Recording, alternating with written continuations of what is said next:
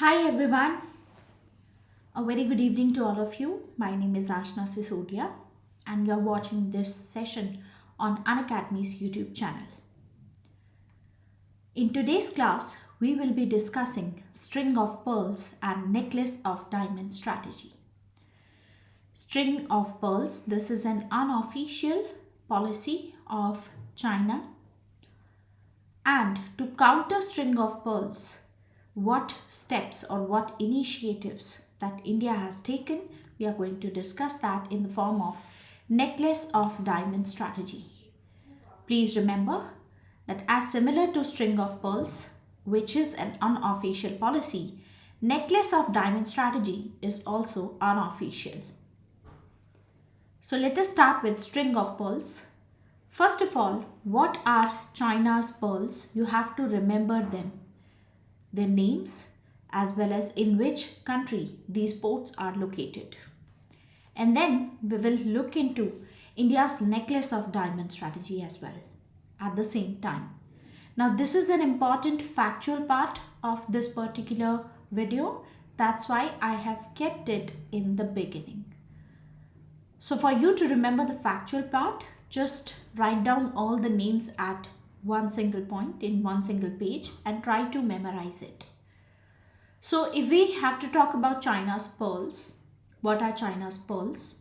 We will be coming to that. But first of all, let us try to understand the basics of this string of pearls policy. So the one which you are looking at in red color, these are China's pearls, and the one in the black, this one, these are India's necklace of diamond strategy. These are the part of that. We'll be talking about this. What is string of pearls? This is the first thing that we have to look into. String of pearls, it refers to the Chinese intention to establish a network in Indian Ocean region surrounding India. So basically, if you have to define what is a string of pearls project or policy, first of all, you will say that this is unofficial. Secondly, you will say that this is a geographical theory, which is related to the Chinese intentions in the Indian Ocean. China's intentions in terms of military, in terms of commercial, and sea line of communication and its diplomatic intentions. So what do you think China intends to do? All these places, each pearl, it represents some form of permanent Chinese military installation. So in a series of locations along a string, this is done. Recent development of ports around India, that is in Gwadar, in Pakistan, in Hambantota, in Sri Lanka, Sitwe port on the Bay of Bengal coast in Myanmar, Kakpu port in Myanmar. These are seen as part of string of pearls.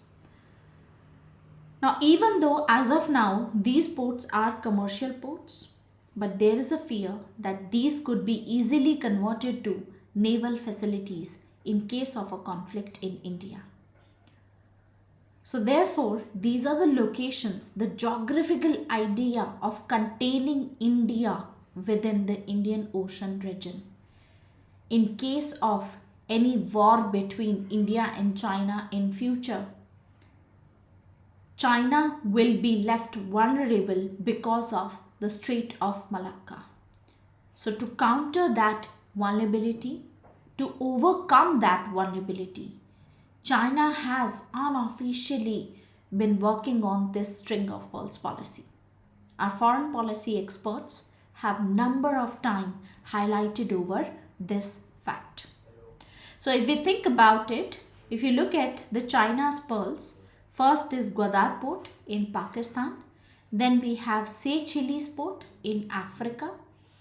In China's pearls, Kenya in Africa, that is one of the pearl. Another pearl is in Maldives.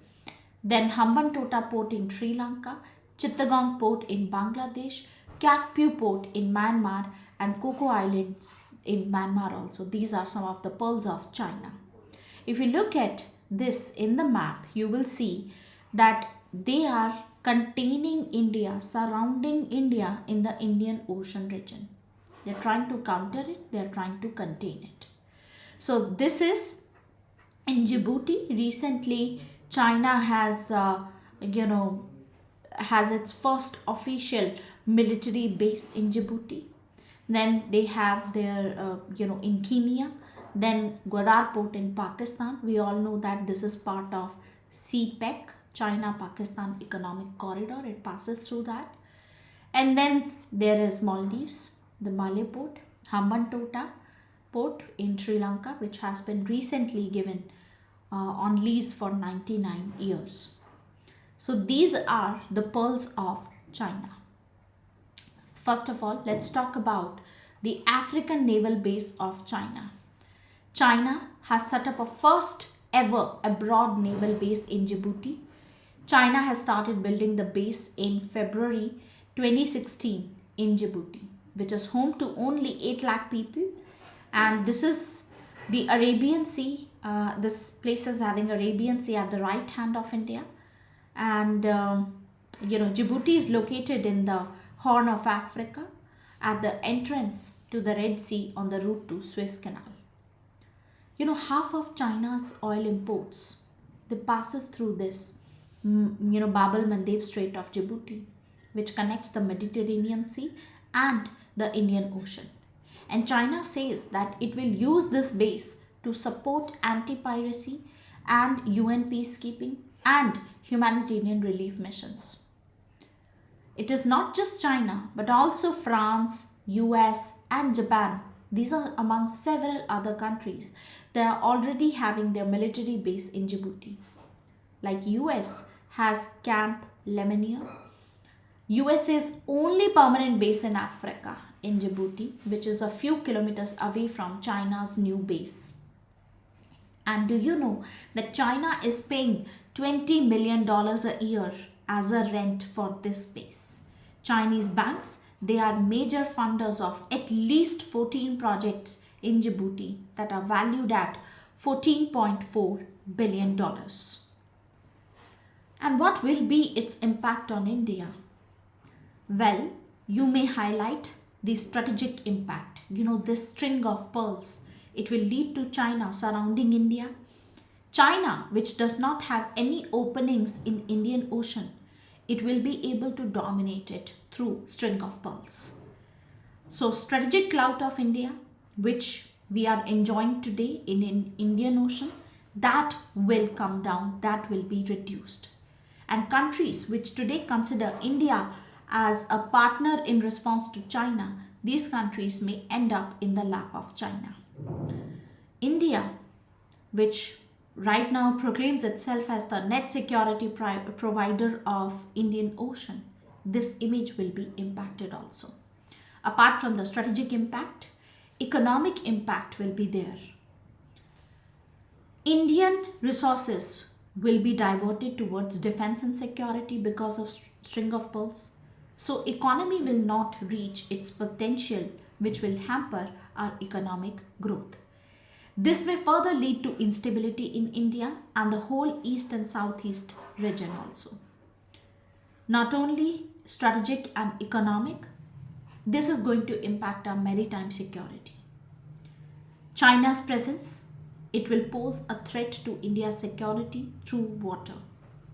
China is developing more firepower with more submarines, destroyers, vessels, and ships, and this endangers Indian maritime security. So if you look at the map again, you will see that at this point there is Strait of Malacca. And for China to import any oil, it passes through this Indian Ocean and it goes through Strait of Malacca, then through South China Sea, it goes to China. So China is particularly vulnerable around this region, because of which China is trying its best to, overcome this vulnerability. Because in case of a war, China will not be able to defend its interest specifically, because India can pose a sort of pressure on China by blocking the Strait of Malacca. So China will not be able to import the oil and gas, which it is doing from this particular point, from Strait of Malacca. And that is why, because China is an energy deficient country, it relies on, the oil which is coming from the Middle East. So it has to overcome this vulnerability, and that is why they're working on this particular policy. Now, what do you think are the steps that are taken by India to counter this string of pearls? First of all, it is the Act East policy. India's Act East policy, which was launched as an effort to integrate India's economy with Southeast Asian nations. It has been used to make important military and strategic agreements with Vietnam, with South Korea, with Japan, with Philippines and Indonesia. Then there is Thailand and Singapore. These are helping India to counter China. Apart from this, another step is the military relationships that we are developing. India has developed strategic naval relationship with Myanmar to upgrade and train their navy, which gives India an increased footprint in this area. Also, we have made strategic agreements for military cooperation with like-minded countries like Japan, Australia and US. I'm talking about the Quad. The four countries, they carry out joint military exercises in the Indian Ocean region. So Quad, you can say that is a military relationship. And apart from that, we have Chabahar Port.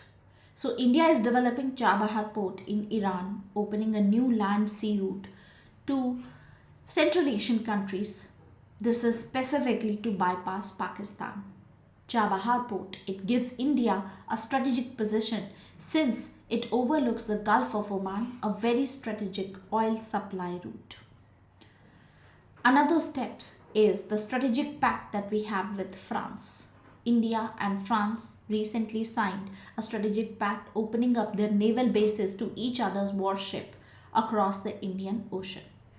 And not just with France, we are having these, sort of strategic pacts with US also, like we have LIMOA.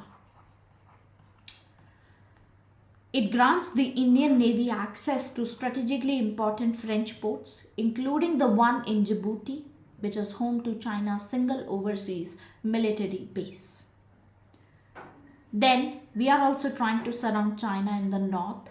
As a part of our necklace of diamond strategy, India has invested a lot diplomatically in countries like Central Asian region, Turkmenistan, Uzbekistan, Kyrgyzstan, Kazakhstan and Mongolia. All of these are surrounding China. Another step which is taken by India is establishing naval bases and airfields.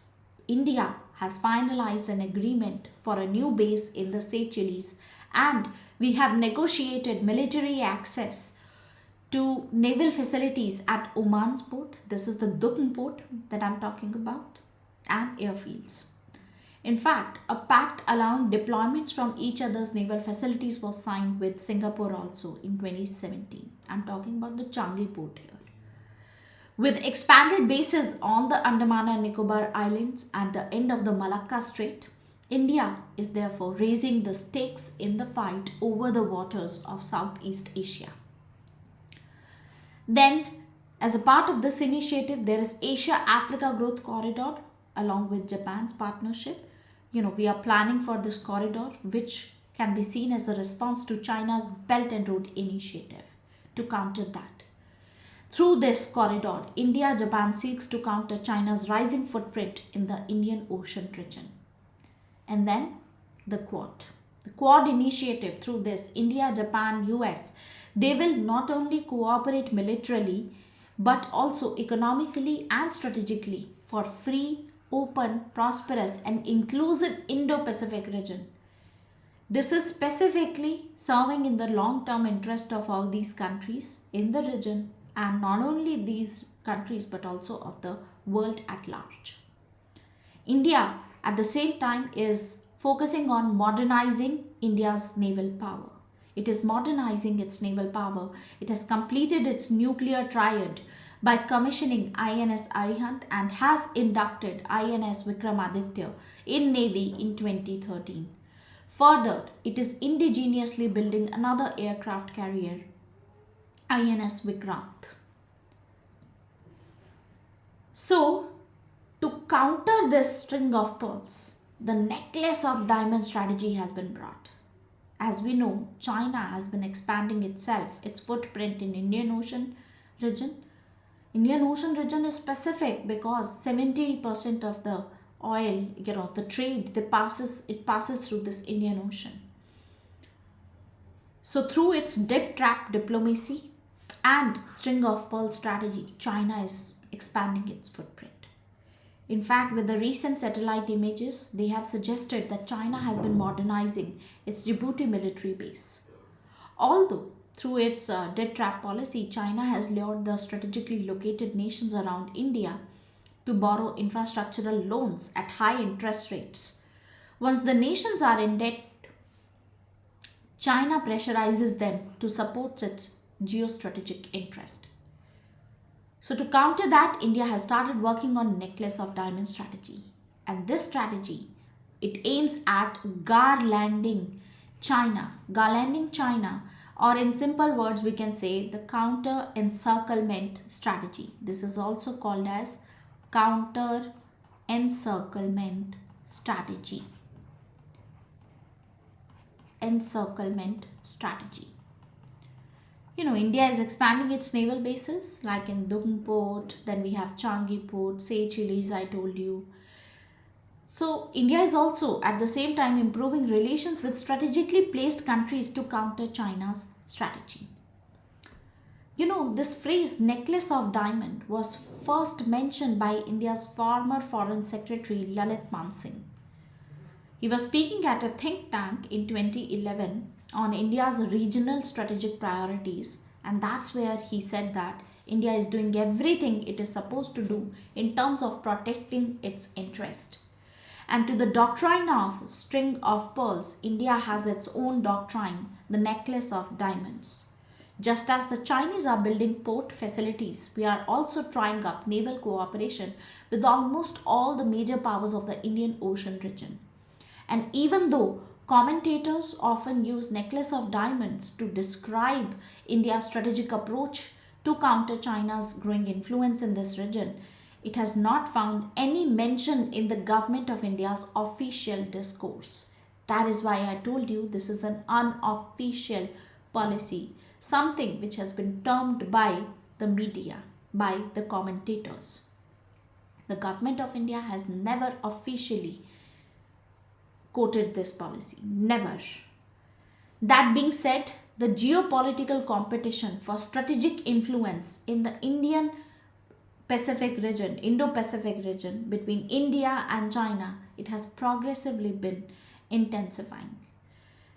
India's Act East policy and the Chinese efforts to extend its strategic influence in the Indian Ocean region have brought pressure and influence on each other's traditional sphere of strategic interest. As a result of which, today, Indian Ocean has emerged as a key intersection zone of Indian and Chinese strategic interests. So, let us talk about that one by one, India's strategic bases. First, Changi Naval Base in Singapore. In 2018, Prime Minister Modi signed an agreement with Singapore. The agreement has provided direct access to this base to the Indian Navy. While sailing through the South China Sea, the Indian Navy now can refuel and rearm its ship through this base. Then there is Sabang Port in Indonesia. Again in 2018, India got the military access to Sabang Port, which is located right at the entrance of Malacca Strait. Now this strait is one of the world's famous choke point, especially for China. A large chunk of trade and crude oil passes on to China through this region. So to overcome this vulnerability, China is doing string of pearls. Then there is Duqm Port in Oman. In 2018 again, India got another military access after Sabang Port. The Duqm Port is located on the southeastern seaboard of Oman. The port facilitates India's crude imports from the Persian Gulf. In addition to this, Indian facility is located right between the two important Chinese pearls, that is Djibouti in Africa and Gwadar port in Pakistan. Another strategic base is Assumption Island in Seychelles. In 2015, India and Seychelles agreed upon the development of the naval base in this region. And this gives the military access to India. This base is of strategic importance to India. As you know, China desperately wants to increase its presence in the African continent through the maritime Silk Route. Then we have Chabahar Port, Iran. In 2016, our Prime Minister signed an agreement to build this port.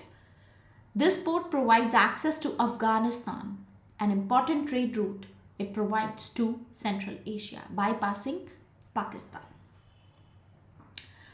Then, apart from getting direct access to the strategically placed naval bases, India is also developing new naval bases, developing the old bases, and is enhancing relations with other nations to garland China. And one of them is Mongolia. Prime Minister Modi is the first Indian Prime Minister to visit this country, and both the countries have agreed and that they will collaborate to develop a bilateral air corridor. Very important. This will be done by using India's credit line. Then there's Japan. India and Japan have jointly declared to build Asia-Africa Growth Corridor in 2017. So Japan is that like-minded country that also wants to counter China, its presence, its dominance. Then there is Vietnam. India is maintaining good relations with Vietnam, and so far we have sold BrahMos missile and 4 patrol boats to the country. Vietnam is particularly important for India because of the energy security also. We are trying to diversify our energy security. So Vietnam, which is, directly, you can say that present, in, there is South China Sea there. It is directly involved in South China Sea dispute. So we are also exploring oil fields in Vietnam. There's a huge potential of oil and gas in South China Sea. Vietnam is a disputed party to it. India is maintaining good relations with this country and exploring these. Then we have Central Asia. Prime Minister Modi visited all the 5 countries of Central Asia in one go and becomes the first Indian Prime Minister to do this. Within 4 years, trade with Central Asian countries has doubled after his visit.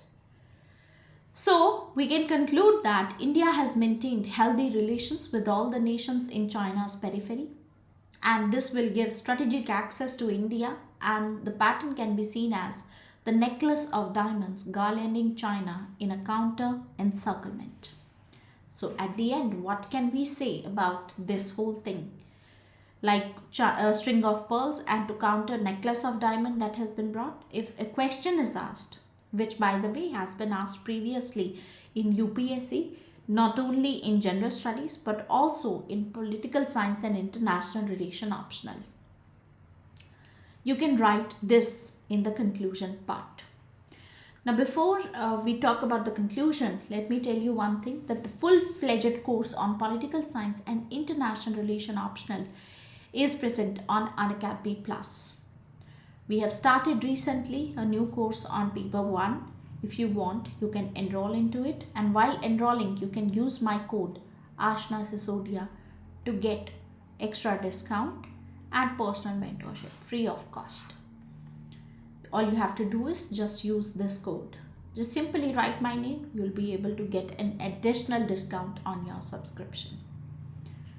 So what we can say at the end, we can say that one thing that should be noted is that many of the solutions are not immediate in nature, and it may require at least 2 to 3 decades. So these ports, these bases that we have talked about, so it's not like any immediate solution will come to it. It will need at least 20 to 30 years to fructify, to bear some results. So what is needed right now is the strong decision-making ability at the highest levels to change the status quo. What is needed right now is the timely execution of the planned strategic initiatives. It would play a key role in making India's presence in the Indian Ocean as a strong leader. Specifically, when India is declaring itself as the net security provider of the Indian Ocean region. So, not only this necklace of diamond, there are several other ways through which India is trying to overcome this, like trying to enhance its maritime security. You may highlight that also. Like, for example, you can talk about the Sagarmala, you can talk about, the IORA, Indian Ocean Rim Association, what we are doing in IORA, you know, how maritime security is maintained. So from that point of view, you can take some, further points from there and you can include it here. In case a question is asked on 20 marks in optional, in case that is there. The unique thing about optional is that whenever you are writing all these points, you have to mention expert opinions. So those additional expert opinions, those we will be covering separately in optional videos. This is supposed to be a general study session, but that does not mean that whatever you study for general studies will not be covered for your optional, specifically political science and international relation optional. You can always use these points here. So this is it for this session. Thank you very much. Please use this code to get personal mentorship free of cost by me. If you are using my code, additional discount you'll be able to get. There are very good offers that are offered to the students, those who are preparing for UPSC on Unacademy Plus. This is it. Thank you very much. Bye bye. Good night.